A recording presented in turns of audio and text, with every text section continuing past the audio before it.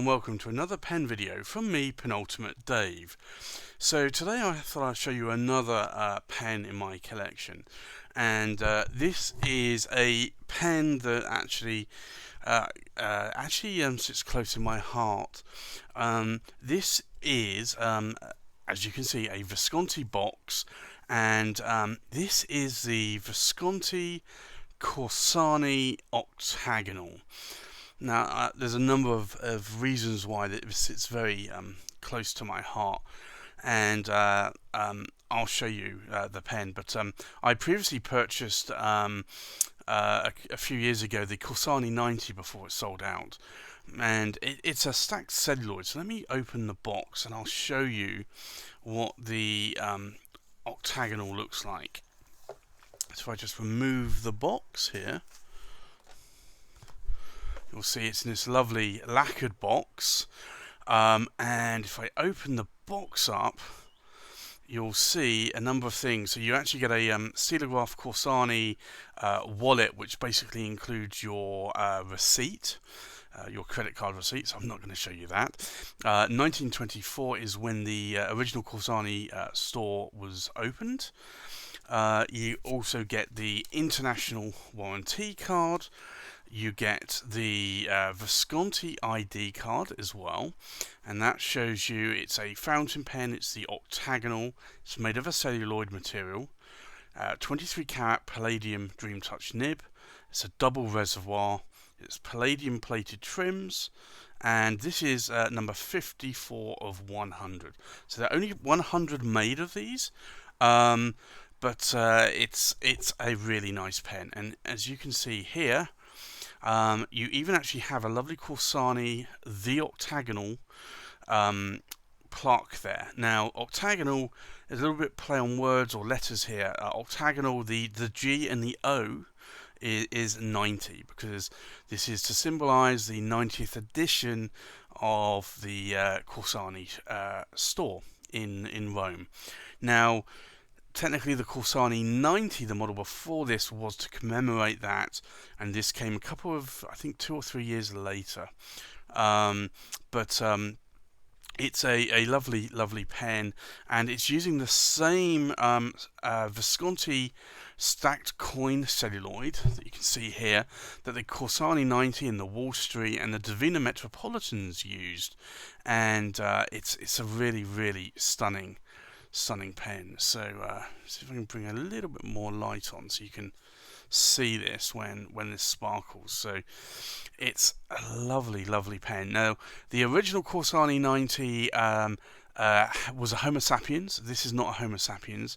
This is actually made out of the same sort of octagonal faceted design that the Brunelleschi is made of.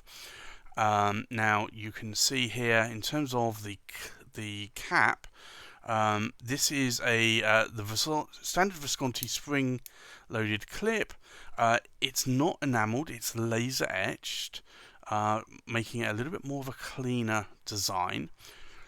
You do have the My Pen finial, which you can actually replace with initials or a gemstone of your choice. So there's no Homo sapiens bands because it's not technically a Homo sapien. You also, in terms of, if I can zoom in here a little bit more, you actually get Corsani the Octa90nal, and then you get the limited edition number, so it's 54 of 100. So that in itself, I love it when the limited edition number is actually on the pen itself. So you have a plain body here, and then you have a metal band here, and then you have the power vac knob, or piston knob as most people call it. But you can see here the material here, and it's a stacked coin celluloid, so it's actually a really nice, it actually reflects light, so you do get areas of dark and areas of light. But as soon as I had originally seen, I think it was the Wall Street I saw initially, and then the Corsani 90, I actually have both of those in my possession now, and I have this one, and I have a number of Divina Metropolitans as well. So, but the material here, that the stacked coin is just stunning. The way the light reflects off of it, and likewise on the cap as well. It's mesmerizing, really, and it's a material that I really do love.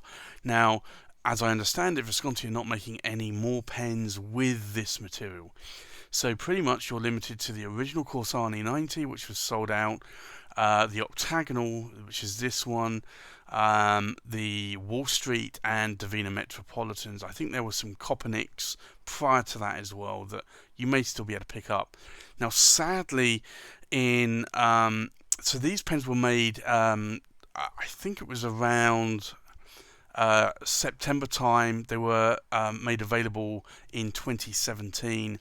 Unfortunately, in February 2018, Stefano's Stilograph Corsani store in Rome was raided, and pretty much the thieves cleaned out all of his fountain pens and rollerballs and watches and cufflinks and lighters, and but the most devastating part for me was he had nearly, I think he had 73 octagonals, and they all were stolen, and that was heart-wrenching for me. I know Stefano. I've known him for a few years.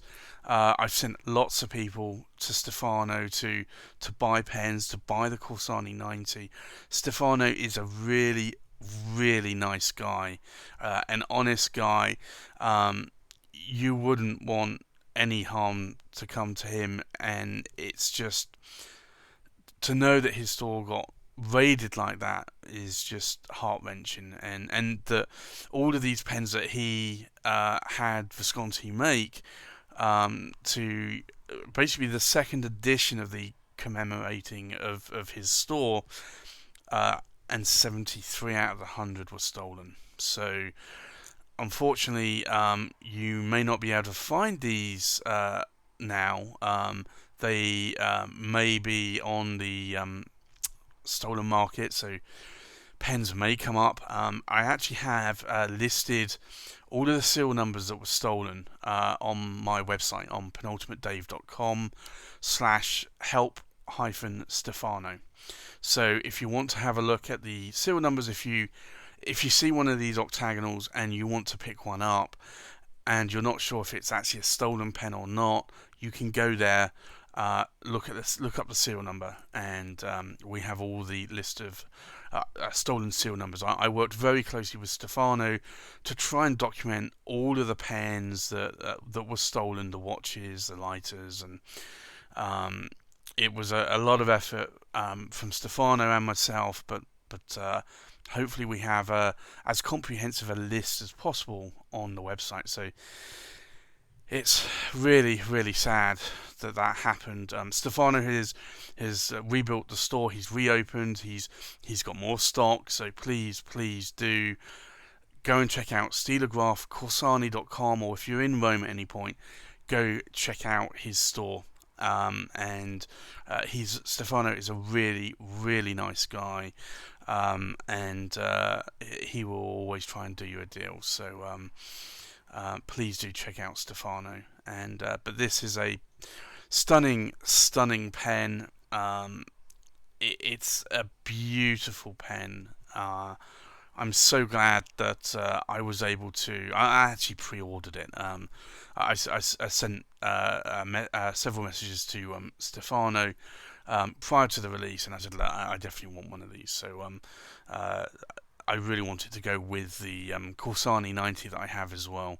So and let's see if I think I have the Corsani 90 here that I can show you, so you can see the difference between the two. So that is the octagonal there, and this is the Corsani 90. So this actually has a little bit more, each model is slightly different, but I think this one actually has a little bit more shine to the grey effect. It's a rounded barrel, and you have the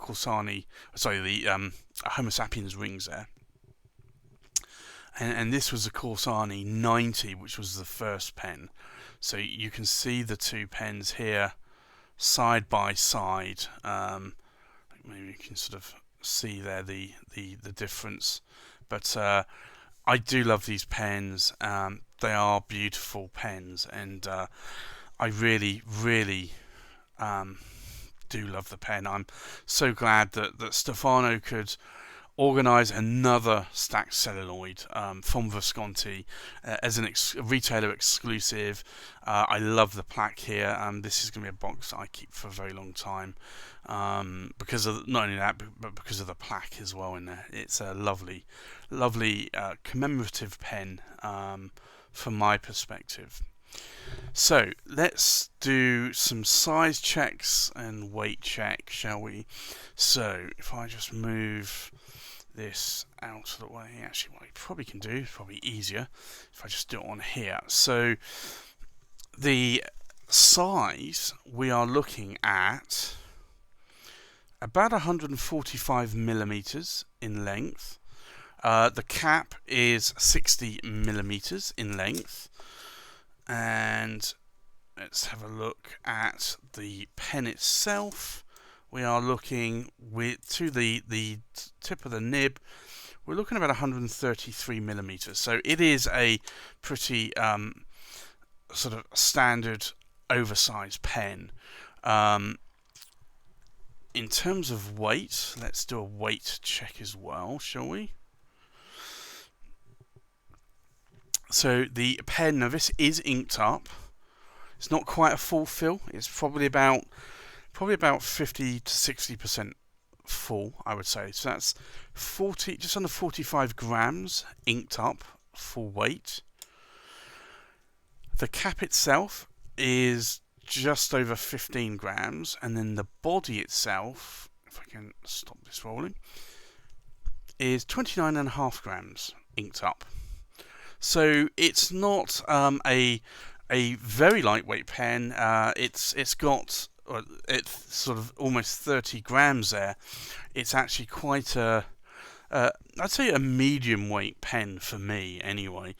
I have pens with the cap that weigh 60 to 80 grams or 40 grams just for the body. So to be honest, I think that's not a bad sort of weight, to be honest. So what we'll do, if I just remove the pen, I'll show you against a few other pens in my collection. I'll zoom out a little bit. So we have, let's put the pen in here. We have left to right, we have the Visconti Speakeasy, we have the Medici Il Magnifico, we have an Opera Master, Crimson Tide, we have the Luxor 88, we have the Corsani Octagonal, we have the Opera Silver Dust, we have the Homo Sapiens London Fog, the Homo Sapiens Florentine Hill, the Homo Sapiens Lava Edition, Bronze Age, and we have a Divina Desert Springs. So hopefully that gives you a little bit of a size comparison. So let's do a writing sample, shall we? So this is a Visconti